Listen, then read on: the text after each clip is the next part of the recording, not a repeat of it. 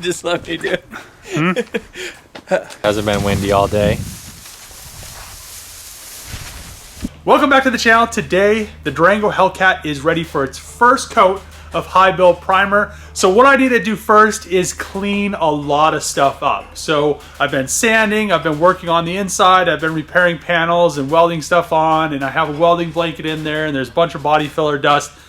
Need to clean all that up. I don't want any of that inside. Even though I'm gonna mask the car off, it's just really nice to kind of start off fresh. So let's get the Durango cleaned up. I'll wax and grease everything as well after I get it all masked off. Probably actually before I mask it off, I'll wax and grease it one time, mask it off, and then re-wax and grease it just to make sure there isn't any contamination on the body. So when I spray the primer, we don't have any issues. But let's clean the interior up first because there is a bunch of stuff in it and it'll just be a lot nicer masking it without all that stuff and dust and all that stuff. And I'll probably wax and grease some areas in there as well. Well, let's get to work, get this thing primed. Can't wait to see it in primer. Can't wait to see it in one color, and can't wait to finally get this closer to getting painted.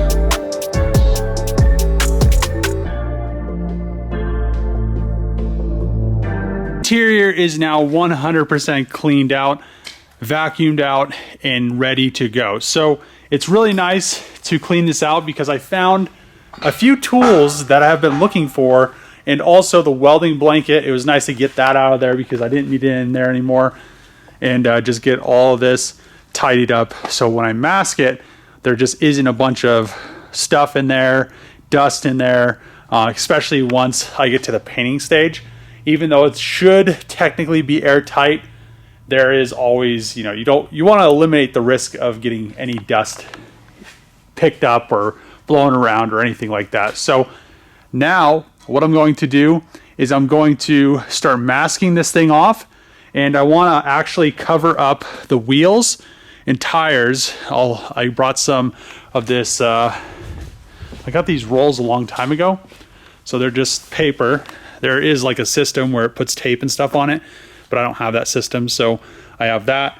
I have some yellow tape, and we'll get everything masked off and ready to go, just so it's all sealed up. The reason why I'm sealing it up is just so I don't get any overspray on the inside, not because of dust in this stage, but because primer really isn't that picky if there's, little fine dust or something like that. That's why I'm going to paint it outside. Plus it's really dry here, it really doesn't matter. So I also don't want to get primer on any of this stuff, even though I'm replacing the dash pad, but I'm not replacing this. I'm going to reuse this and the steering wheel and stuff like that. So the carpet, wiring, everything like that, I don't want to get any primer on, as well as like the fuel filler neck and all this. I'll mask this off so there isn't any holes that are open.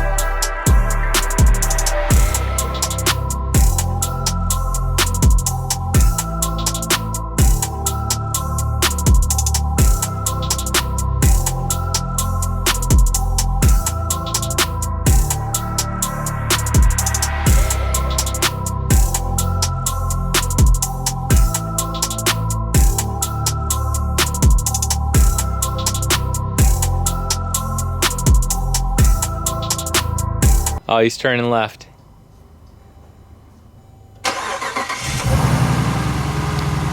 Still runs. Still good, it's still good.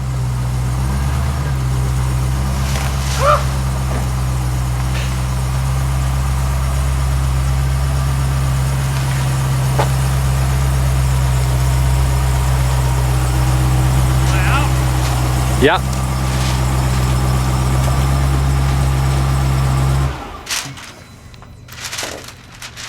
At least it's not a windy day. Don't say that.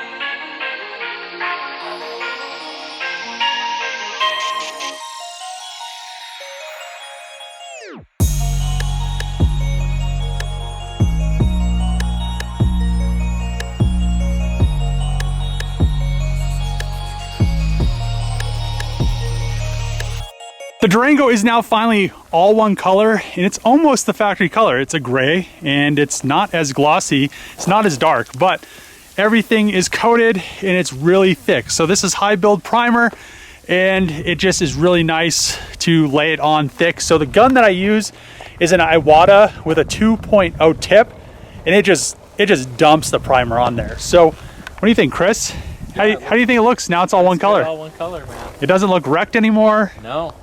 She's looking good. Yeah. So other than that, I mean, it's just gonna have to be primed one more time besides this, which is gonna be very, very nice. One thing I did notice was when I was priming the roof, yeah, I'm glad I'm painting the roof separate because it is huge, for one.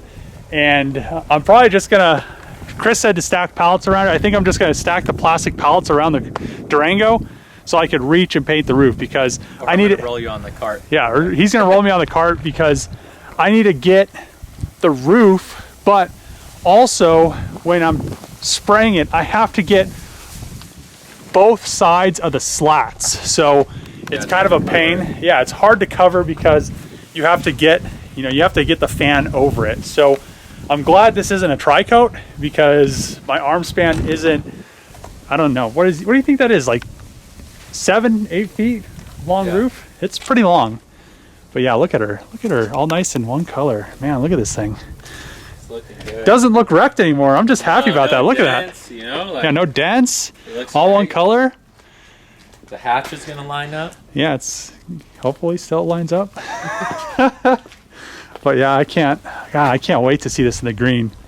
But yeah, I pretty much just did a little skim right here. As you can see with body filler, you could see the outline of it, but when I sand it with 180, all of these sanding scratches are gonna go away, and you'll just see some filler, some sanding scratch lines, but I'll use a pretty long block on this, and just really nice to be able to guide coat it and actually see what's done and what's not, because it took me quite a while. Chris helped me a little bit too, scuffing some random missed spots, because they're pretty hard to see in the shop. It all looks pretty good though. Like, yeah, I don't think it's gonna take a ton of work. Yeah, so with high build, it doesn't really have the adhesion stuff that like my sealer has. So my sealer technically could be sprayed over unsanded e-coat. I've never done it because I'm too afraid, but if there are any spots that end up not being sanded, it's going to be sealed first. So, but I usually sand all this stuff because I'm afraid of paint lifting, especially because I want to clear bra this. Yeah. So it's always better to just do than take the extra time, get it sanded instead of rushing it. Paint's not cheap. Yeah. I don't know if you knew that. Yeah, paint's not cheap. It's a lot cheaper than wraps though. Yeah. People pay like $8,000 for wraps now. It's insane. So, but the one thing everybody's mad about, not everybody I guess, but look at that non-sunroof roof.